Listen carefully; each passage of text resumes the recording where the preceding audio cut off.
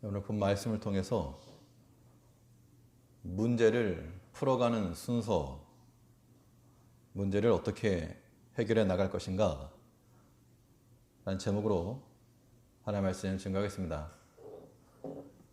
예전에 후배 가운데 하나가 그 유통과 관련한 그런 전공을 해서 도대체 거기는 뭘 배우는 데냐 물어봤더니 그 마트 같은 데서 쇼핑을 할 때 소비자가 고를 수 있도록 이렇게 진열을 하게 되는데 아무렇게나 진열을 하는 게 아니고 입구에서부터 쭉 연관성 있게 한답니다.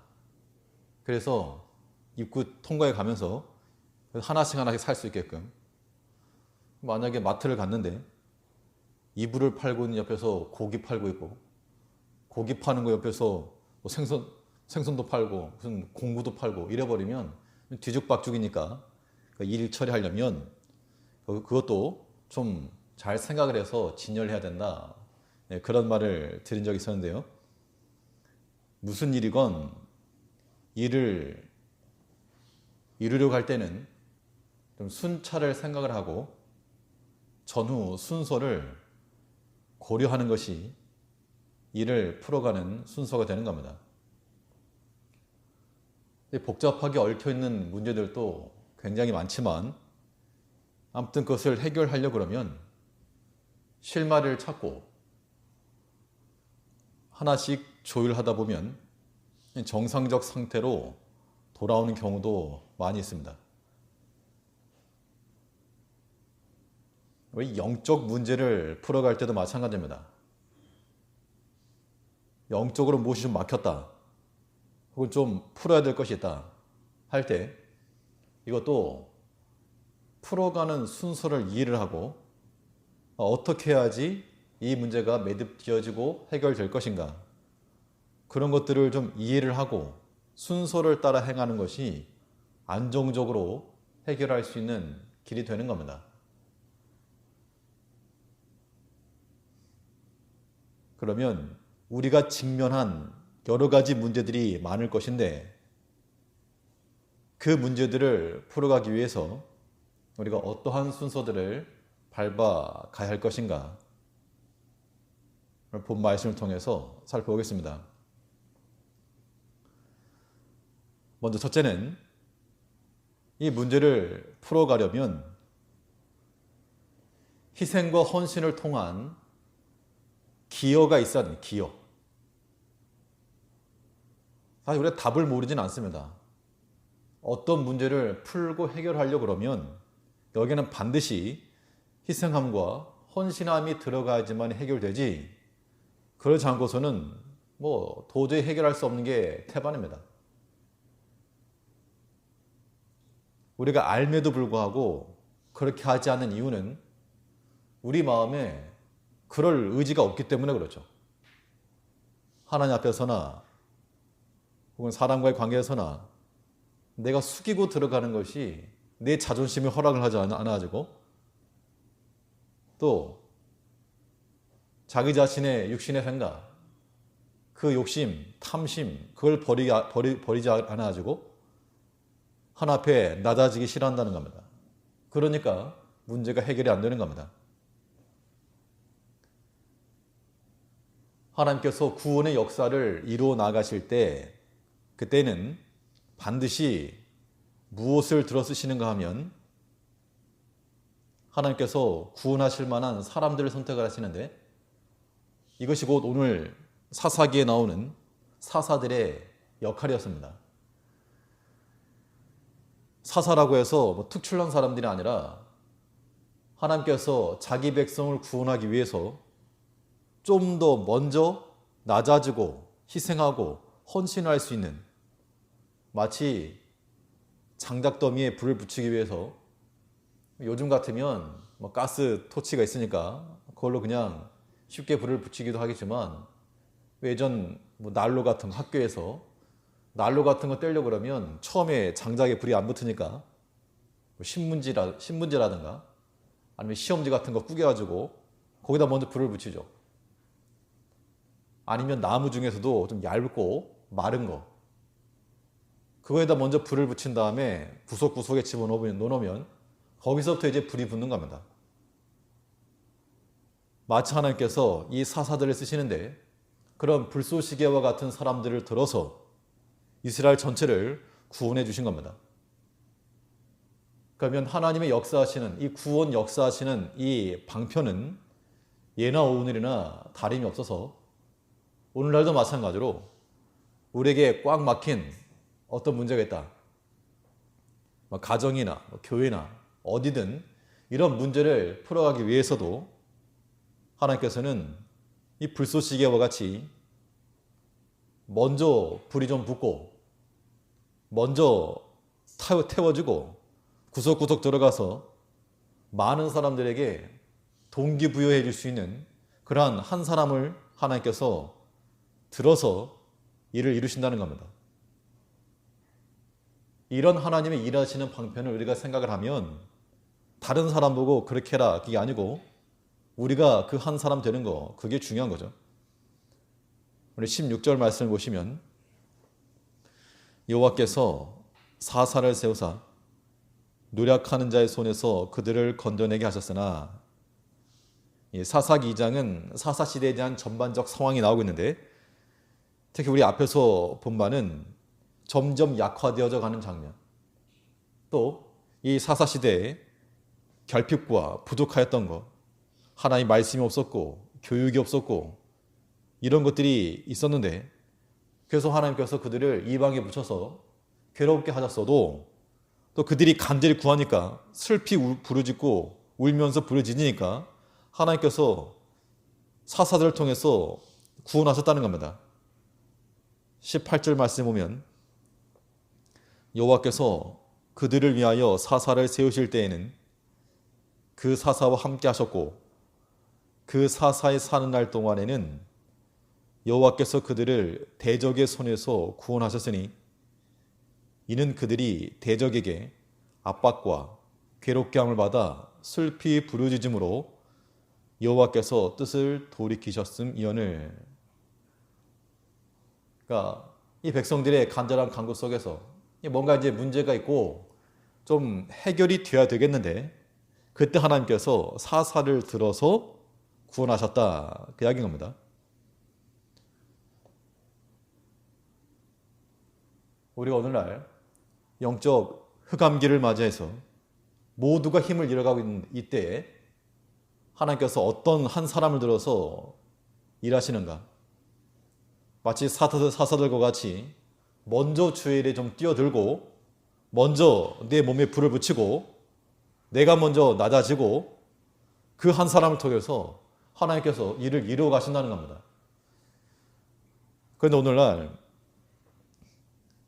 이 시대가 문화적으로 보는 문화에 익숙해져서 TV도 보고 영화도 보고 인터넷도 보고 아무튼 보는 문화에 익숙해져서 무슨 일이건 보는 거는 좋아하는데 직접 나서서 행하는 것에 대해서는 상당히 소극적이라는 겁니다. 경기장 밖에서는 다 감독이에요. 다 감독. 근데 정작 본인이 그 필드에서 뛰려 그러면 보는 거 이상으로 생각한 것 이상의 수고와 능력이 필요하게 될 것인데 다 그냥 보기만 하기 때문에 입으로만 일하는 거. 영적 문제를 해결함에 있어서도 마치 이와 같은 모습들이 오늘날 우리들에게 다 있다는 겁니다.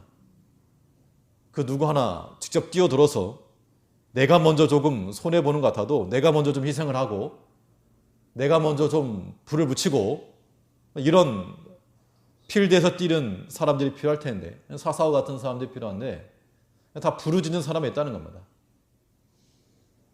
부르짖으면 하나님께서 사사를 보내서 구원하셨다는 겁니다.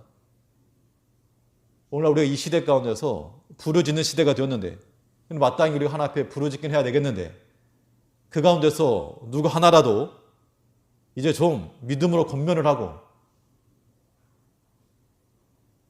내가 먼저 좀 희생을 하고 수고를 해서라도 전체에 불을 붙이고자 하는 그런 모습이 있어야 되겠는데 그런 게 없다는 겁니다. 그러니까 서로 간에 어려움이 있는 거죠. 그럴 때 약함이 생길 수밖에 없는 겁니다.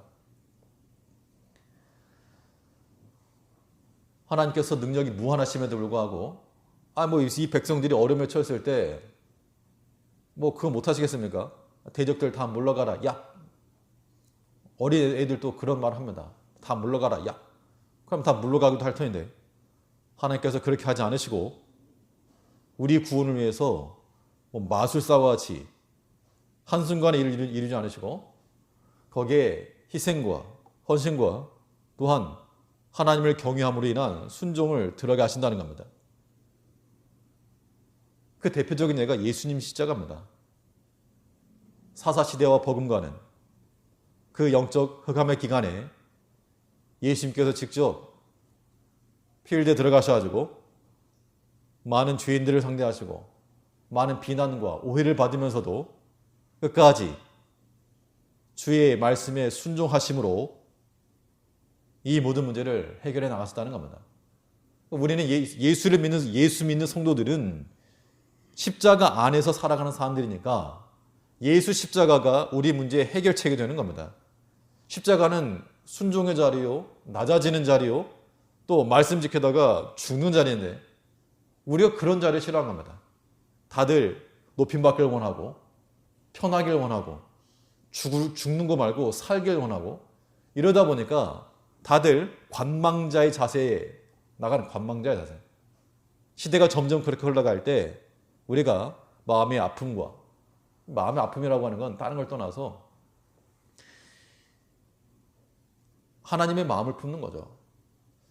우리 아는 그런 형제들이 있다 그러면 가족이 됐건 부모님들이나 자녀가 되었건 아니면 친형제들이 되었건 어려움에 처하신 분들이 한두 분쯤은 계실 겁니다. 말들 안 해서 그렇지 다들 가정 가운데서나 관계 속에서 어려움 가운데 처하신 분들이 많을 텐데 남의 일이면 그럴 수도 있지 하지만 나와 관계된 일이면 굉장히 심각한 것이고 마음이 아픈 거죠.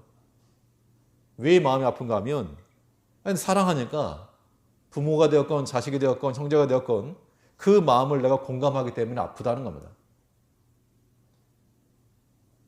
우리가 하나님을 사랑한다 그러면 하나님의 마음이 어떠하신지를 우리가 생각을 하고 고려를 해야지.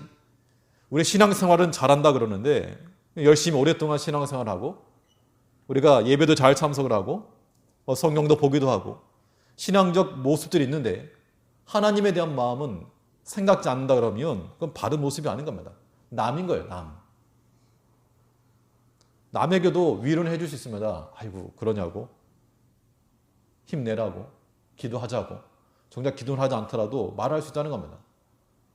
그러나 정작 그것이 내 문제, 내 자식의 문제, 내 형제의 문제일 때는 전혀 다른 겁니다. 이 시대를 향해서 하나님께서 어떠한 마음을 가지고 계실까? 하나님을 경외하는 문화가 점점 사라지고 기도하는 이 열정들이 점점 사라지고 이런 시대를 보면서 하나님의 심정이 어떠하실까? 그 아픈 마음을 함께 품고 기도하는 것이 마치 사사시대의 사사들과 같은 모습이 될 것인데 우린 그냥 누가 나와서 구원해 주기를 바라고 있다는 겁니다. 그런 마음을 가지게 되면 그 누가 와도 일 안 됩니다. 교회 성장과 부흥이라고 하는 게 어떤 탁월한 한 사람의 실력에 의해서 물론 그 한 사람도 중요하지만 그러나 우리가 그런 관망적 자세 이런 것 가지고 안 된다는 겁니다. 여기 우리 함께 동기부여가 되고 내가 먼저 수고하게 되고 불이 붙지 않으면 내 몸을 먼저 휘발유 뿌려가지고 내가 먼저 들어가고자 하는 그런 마음을 갖는 것이 이 세대 가운데서 하나님께서 구원하시는 방편이요 또한 우리가 구원을 경험하는 길이 되는 겁니다.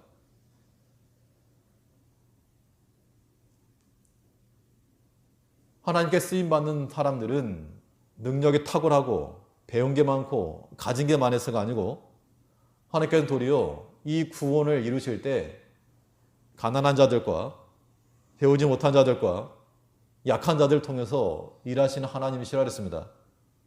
대신에 자신의 능력은 약할지라도 겸손한 마음으로 낮아지는 것을 마다하지 않고 하나님의 심정을 품고 끝까지 그 주의 일에 힘을 쓰고자 하는 그런 사람 한 사람을 가지고 쓰시는 겁니다. 실제 우리가 사사기를 살펴보겠지만 사사들이 특별한 사람들 별로 없습니다. 공부를 많이 했다 그런 거 없고 재산이 많았다. 그런 거 없고 평범한 사람들인데 오늘 우리들과 같이 평범합니다. 평범하지만 차이점이 하나 있었다 그러면 다른 사람들이 다 두려워하고 있을 때 담대히 나가 싸웠고 또 하나님께서 우리와 함께 하실 걸 믿고 함께 나가기를 권면했다는 겁니다. 독려했고 본인 자신도 나가서 싸운 겁니다. 어떤 사람은 나귀뼈를 가지고 싸우기도 하고 어떤 사람은 하나님이 주신 힘을 가지고 무너뜨리기도 하고 사람이 많건 적건 그 누구라도 사람들이 모인 곳에는 먼저 치고 나가는 사람들이 있어야 됩니다. 이게 어떤 교만이라든지 아니면 사람들에게 보이기 위함 그런 거 말고 리더와 같은 마음 가지고 그런 모습을 갖춘 그런 역할들을 해주는 분들이 많을 때 그 공동체가 힘있게 나갈 수 있는 겁니다. 당연히 교회도 마찬가지고요. 목사 혼자 하는 거 아니죠, 당연히. 장로님들만 하는 거 아니라는 겁니다. 그 누구라도 우리가 다 같은 마음을 품고 조금 약하다 싶으면 내가 먼저 치고 나가고 내가 좀 더 수고하고 내가 좀 더 한 발짝 나가는 것. 그럼 우리 수고를 사람들이 알아줄까? 몰라주죠, 당연히. 몰라주는 것이 정상인 겁니다. 그걸 또 알아주라고 그런 마음을 가지고 보이려고 하려고 하면 그러면 하나님이 기뻐하지 않으시니까 그런 것은 우리가 행할 이유가 없지만 우리 수고를 사람들이 못 알아준다 그래도 하나님께서 아시니까 내가 조금 더 수고한 거, 내가 한 번 더 희생한 거 사람들은 오해를 하고 몰라도 하나님 알아주시니까 그 사명감 가지고 끝까지 주의를 감당하는 겁니다. 이러한 희생과 이런 헌신이 있을 때 그 기여도를 통해서 문제를 풀어가는 것이지 그렇지 않고 다 자기만 주장하게 되면 결코 이 구원의 역사는 이루어지지 않는 겁니다. 예수님께서 십자가 지실 때 그 누구 하나 옆에서 수고하십니다. 고생 많습니다. 그걸 알아주는 사람 없다는 겁니다. 하다못해 그의 사랑하는 제자까지라도 부인하면서 따라오긴 따라왔는데 멀찍이 물론 그를 추종하던 많은 여인들이 함께 따라갔지만 그러나 그 곁에 이르러서 다 그 예수님의 마음을 다 몰라준 겁니다. 예수님께서 제자들 데리고 와서 좀 같이 기도가 됐더니 거기서 그나마 괜찮은 제자들 데려갔는데 그들마저도 쿨쿨 자고 있었고 형편이 없었죠. 그런 관점에서 보자면 우리는 다 형편이 없는 자들이지만 그러나 또한 주님께서 그런 제자들을 데리고서도 홀로 그 산을 지키시고 끝까지 십자가 감당하신 것 같이 우리가 그러한 모습을 가지게 되면 물론 예수님도 사사의 표상이신 것이고 우리가 그러한 사사와 같은 입장들이 되어서 주의 일에 이 구원의 일에 쓰임받는 우리가 되어야 한다는 겁니다. 우리 마음 가운데 낮아지기 싫고 희생하기 싫고 헌신하기 싫어하는 그런 마음이 있다 그러면 우리가 회개를 하고 예수님께서 나를 위해서 내가 뭐라고 내까지 있게 나를 위해서 그렇게 희생하시고 그렇게 낮아지셨는데 우리가 그거 조금 못한다 그러면 그건 그 사랑을 알매도 불구하고 그렇게 못한다 그러면 그건 사람도 아닌 겁니다. 우리가 할 수 있는 지극히 작은 희생과 헌신을 통해서 하나님의 일에 쓰임을 받고 또 주의 손에 붙들릴 수 있는 사사와 같은 그러한 구원 역사에 쓰임받을 수 있다면 우리는 얼마든지 기뻐하는 마음으로 그 일에 쓰임받아야 됩니다. 우리가 직면한 여러 가지 문제들이 있을지라도 우리 희생과 헌신을 통하여 이 모든 것들을 해결해 나갈 줄 아는 지혜로운 성도님들 되셔야 되겠습니다. 또 이런 문제들을 어떻게 풀어갈 것인가? 우리가 직면한 문제들에 대해서는 하나님을 경외함으로 순종하는 자가 되어야 됩니다. 오늘 본문에서 이 백성들이 곤란하게 된 가장 큰 이유가 무엇인가? 그 근본적 이유는 하나님의 율법을 버리고 우상을 섬기고 하나님을 경외하지 않은 데 있었다는 겁니다. 그러니까 문제의 원인을 우리가 알았으면 그 원인에 대한 해결책이 필요한 거죠. 어떤 경우에는 일을 더 어렵게 만드는 그런 경우도 있죠. 예를 들어서 어떤 두 사람이 있었는데 두 사람이 조금 오해가 있어서 아무튼 이제 풀었습니다. 그러니까 다 괜찮은데 갑자기 어디서 누가 하나 들어와가지고 그 상황 알지 못하고 뭐라 그랬다며. 그러면 괜히 한마디 또 해가지고 안 해도 될 말인데 괜히 한마디 해가지고 좋아질 뻔했는데 더 이상하게 되어버리는, 차라리 그 말 하지 않는 것이 더 유익할 뻔한 그런 일들도 많이 있다는 겁니다. 우리 삶 가운데서 문제를 더 어렵게 만드는 것이 바로 불순종이에요. 불순종. 우리 신앙적 삶에 있어서 아무튼 불순종은 하등에 도움이 되지 않는다는 것을 우리가 빨리 인지해야 됩니다. 그게 더 빠른 길 같죠. 그것이 사람을 속일 수 있을 것 같죠. 그걸 하다 보면 뭔가 아무튼 나한테 유익이 있을 것 같죠. 나만도 못한 하나님 밀려 하지 마시고 하나님의 말씀에 어긋나는 것들은 내게 도움이 하나도 안 된다. 비록 누가 몰라도 보는 사람 없어도 이것이 지금 당장 내 입속으로 들어오는 거 그런 것도 우리가 추구하지 말고 하나님의 말씀에 어긋나는 것들은 내 뱃속에 들어와도 나를 상하게 하는 것인 줄 알고, 상한 음식 먹으면 배탈 나니까 그런 것들은 버려야 됩니다. 하나님의 구원이 임하였어도 그 은혜를 다 잊고 불순종하는 백성들에게는 무엇이 예비되는가? 더 큰 심판이 예비되는 겁니다. 17절에서 그들이 그 사사도 청종치 아니하고 돌이켜 다른 신들을 음란하듯 쫓아 그들에게 절하고 여호와의 명령을 순종하던 그 열조의 행한 길을 속히 치우쳐 떠나서 그와 같이 행치 아니하더라. 그러니까 사사들이 있을 때에는 순종을 했는데 이 사사들이 죽고 나니까 또 불순종하고 또 돌이키고 또 하나님의 말씀을 어기고 그 전보다 더 패기한 짓을 했다라고 성경에서 이렇게 말하고 있습니다. 19절에서는 그 사사가 죽은 후에는 그들이 돌이켜 그 열조보다 더욱 패괴하여 다른 신들을 쫓아 섬겨 그들에게 절하고 그 행위와 패역한 길을 그치지 아니하였으므로. 그럼 왜 그랬을까요? 이 백성들은 왜 그러면 하나님을 떠나고 사사들을 충동치 않고 또 율법을 왜 또 버렸을까? 이 사사시대를 통칭해서 이 사사시대를 살아가는 사람이 어떠한 사람인지를 보여주는 그러한 성경적 표시가 되는 하나의 본이 되는, 여기서 보는 좋은 분은 아닌데요. 이 사사시대를 살아가는, 마치 하나님께서 구원해 주셨다가 나중에 잊어버리고 또 하나님을 거역하는 이러한 삶의 패턴을 보여주는 한 예가 있는데 그 사람이 누군가면요. 애굽의 바로왕. 하나님께서 모세를 보내셔서 이제 내 백성을 보내라. 그랬더니 이제 마음이 완고해서 안 보내죠. 당연히 안 보내죠. 보내면 그 노예들 다 보내면 손실이니까. 그때 하나님께서 모세를 통해서 재앙을 내리십니다.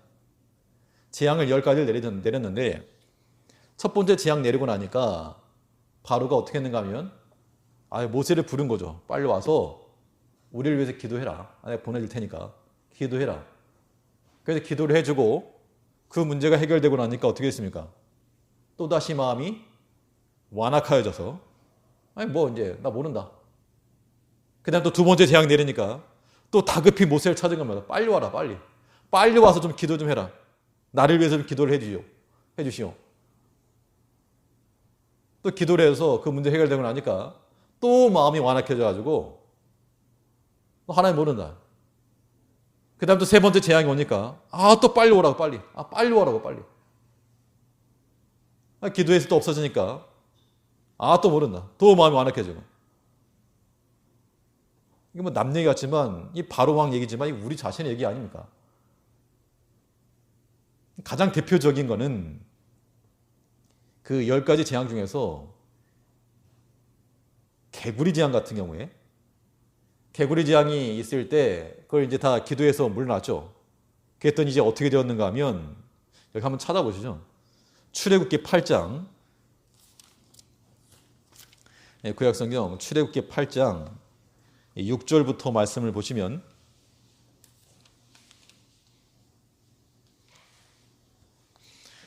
출애굽기 8장 6절 92쪽입니다. 이 개구리 재앙에 관한 내용인데 6절에서 아론이 팔을 애굽 물들 위에 펴매 개구리가 올라와서 애굽 땅에 덮이니 술객들도 자기 술법대로 이와 같이 행하여 개구리로 애굽 땅에 올라오게 하더라. 바로가 모세와 아론을 불러 이르되 여호와께 구하여 개구리를 나와 내 백성에게서 떠나게 하라. 내가 이 백성을 보내리니 그들이 여호와께 희생을 드릴 것이니라. 모세가 바로에게 이르되 내가 왕과 왕의 신하와 왕의 백성을 위하여 어느 때에 구하여 이 개구리를 왕과 왕궁에서 끊어서 하수에만 있게 하오리까 내게 보이소서. 그가 가로되 내일이니라. 모세가 가로되 왕의 말씀대로 하여 왕으로 우리 하나님 여호와 같은 이가 없는 줄을 알게 하리니 개구리가 왕과 왕궁과 왕의 신하와 왕의 백성을 떠나서 하수에만 있으리이다 하고 모세와 아론이 바로를 떠나 나가서 바로에게 내리신 개구리에게 대하여 모세가 여호와께 간구하매 여호와께서 모세의 말대로 하시니 개구리가 집에서 마당에서 밭에서 나와서 죽으니라. 사람들이 모아 무더기로 쌓으니 땅에서 악취가 나더라. 그러나 바로가 숨을 통할 수 있음을 볼 때에 그 마음을 완강케 하여 그들을 듣지 아니하였으니 여호와의 말씀과 같더라. 개구리 재앙을 여기서 실제로 개구리지만 오늘날 우리들의 생활을 한번 비교를 해보게 되면 아무튼 개구리 같은 이런 문제들 내가 해결할 수 없는 문제가 많아가지고 다급하게 모세를 부르고 제발 좀 이거 내일까지 좀 꼭 해결해 달라. 그래서 이 모세가 기도를 해서 이 모세가 하나님께 간구해서 이게 다 나가 죽었다는 겁니다. 근데 15절만 다시 보시면요. 그러나 바로가 숨을 통할 수 있음을 볼 때 이게 참 이 말씀을 보고 나니까 숨통 튀었다는 얘기죠. 숨통 튀었다. 우리가 신앙생활을 하게 되면서 여러 가지 곤란한 일들을 많이 겪습니다. 정말 위태한 경우도 많고 그럴 땐 정말 우리가 정말 간절하게 정말 다급하게 하나님을 찾는데 숨통 조금 트이면 언제 그랬냐는 듯이 또 완악해지고 또 게을러지고 또 불순종하는 모습이 우리 가운데 여전히 있다는 겁니다. 남 얘기가 아니고 우리 자신의 얘기를 하는 겁니다. 우리 자신의 얘기.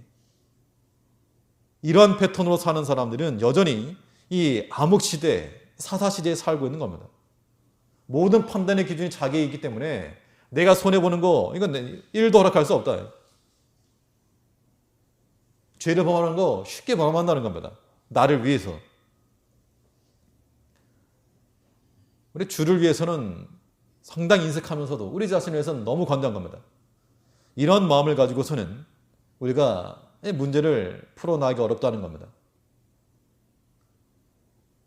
그럼 우리가 하나님을 바로 섬기려면 항상 숨통이 줘야 되겠는가?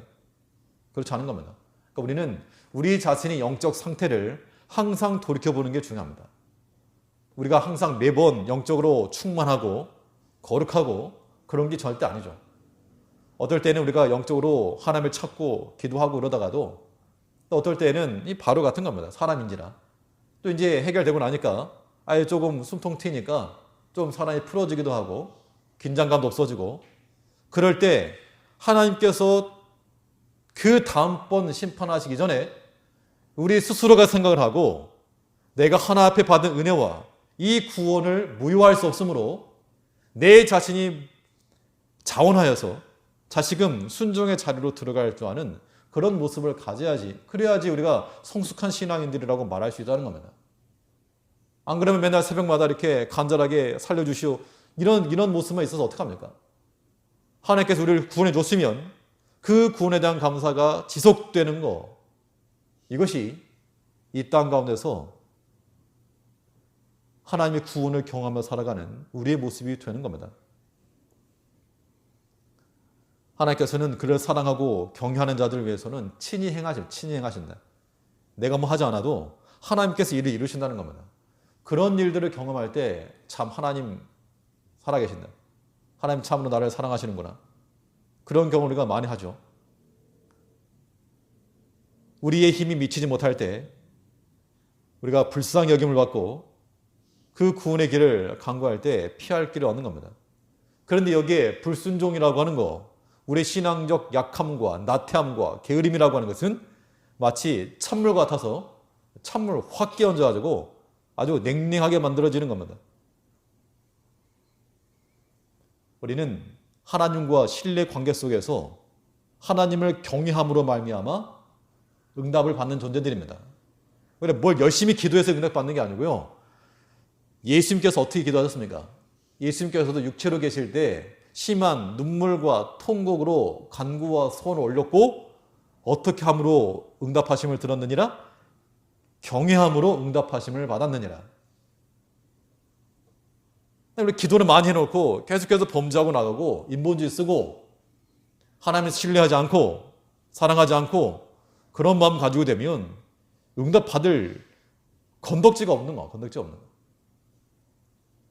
우리 믿음을 따라서 힘써 구하되 또한 그의 경외하심을 인하여 들으심 어떠하고 했으니까 우리 길이 캄캄하여서 보이지 아니할 때 우리 앞길이 심히 염려스럽고 고민될 때 우리는 우리 앞날을 두려워할 것이 아니고 주를 두려워하는 마음으로 그 말씀에 순종하여 나가게 되면 하나님께서 나를 사랑하신 하나님께서 내가 알지 못하는 하나님께서 이 이스라엘 백성들에게 가나안 땅을 주면서 너네가 심지 아니한 거 너네가 쌓지 아니한 성 거기에 거하게 하신다 그랬으니까 불로소득을 구한다는 그런 의미가 아니고 나를 위해서 예비해 놓으실 거 믿고 나가는 겁니다.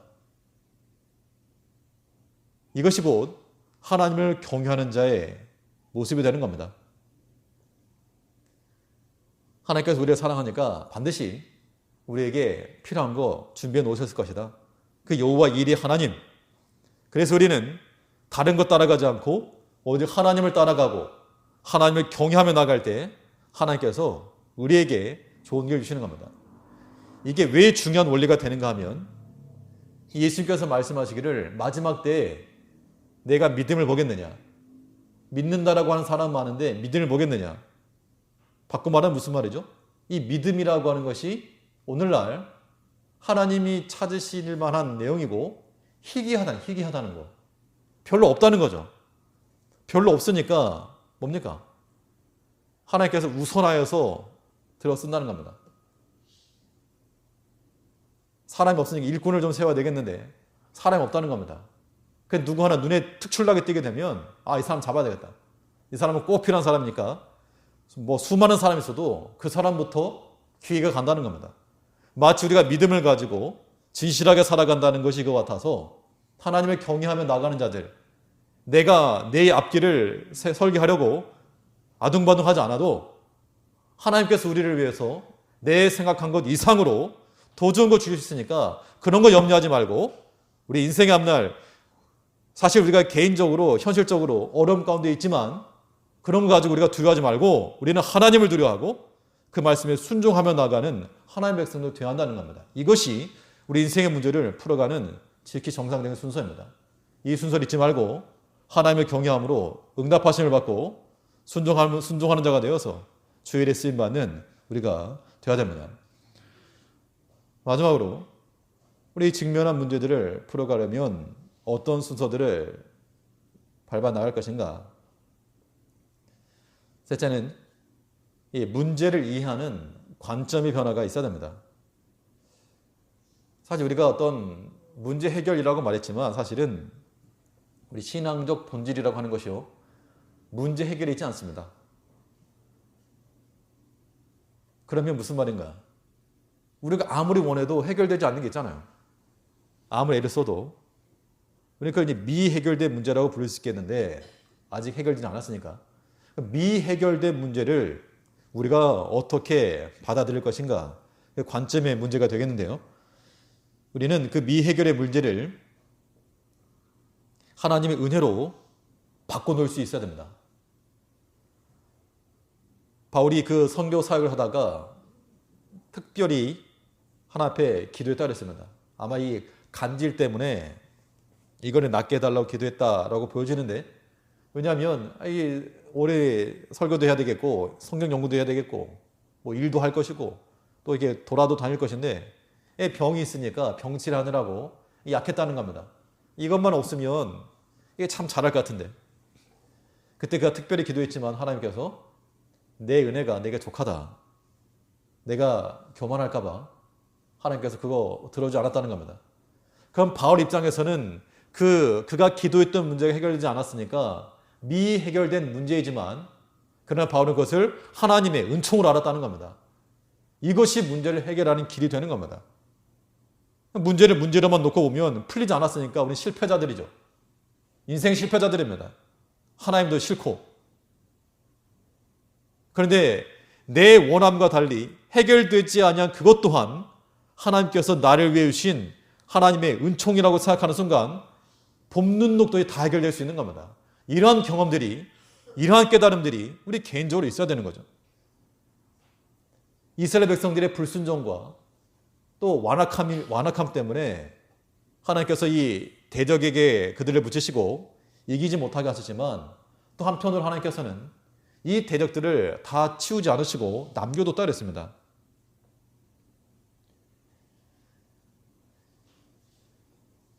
22절을 보시면 20절부터 보시죠. 여호와께서 이스라엘에게 진노하여 이르시되 이 백성이 내가 그 열조와 세운 언약을 어기고 나의 목소리를 청종치 아니하였은즉 나도 여호수아가 죽을 때에 남겨둔 열국을 다시는 그들의 앞에서 하나도 쫓아내지 아니하리니, 이는 이스라엘이 그 열조에 지킨 것 같이 나 여호와의 도를 지켜 행하나 아니하나 그들로 시험하려 함이라 하시니라. 그 열국을 머물러 두사 속히 쫓아내지 아니하시며 여호수아의 손에 붙이지 아니하셨음이 이를 인함이었더라. 이런 거 보면 참 하나님의 신묘막측합니다. 물론 이스라엘 백성들은 자기 자신들의 불순종으로 말미암아서 쫓아나지 못한 그런 경험을 했지만, 하나님께서는 그들의 대적들을 남겨놓으셔서 이 앞에 내용을 보면 그들을 일시순간에 다 몰아내버리게 되면 그 땅 황폐해지고 들짐승들이 더 번식할까 봐 일부러 천천히 쫓아냈다 그랬습니다.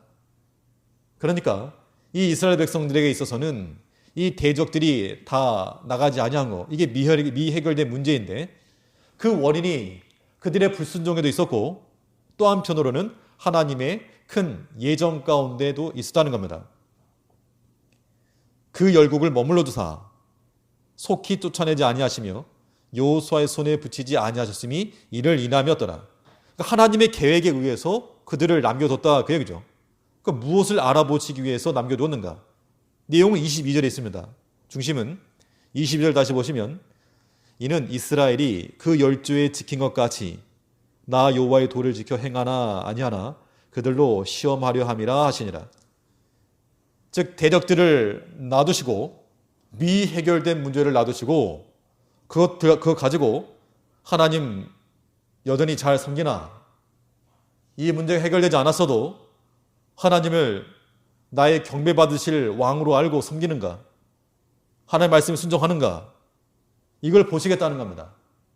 그러니까 내가 원하는 대로 일이 다 해결되어야지 그게 복된 인생이 절대 아니란 얘기죠. 우리 마음 같았으면 그랬으면 좋겠지만 하나님께서는 그게 아니라는 겁니다.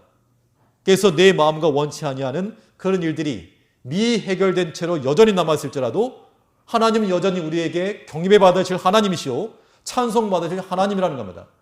내 생활이 어렵고 내 가정에 문제가 있고 여러 가지 약함이 있다고 해서 우리가 인상을 찌푸린다거나 하나님을 욕하거나 원망할 것이 전혀 없는 겁니다.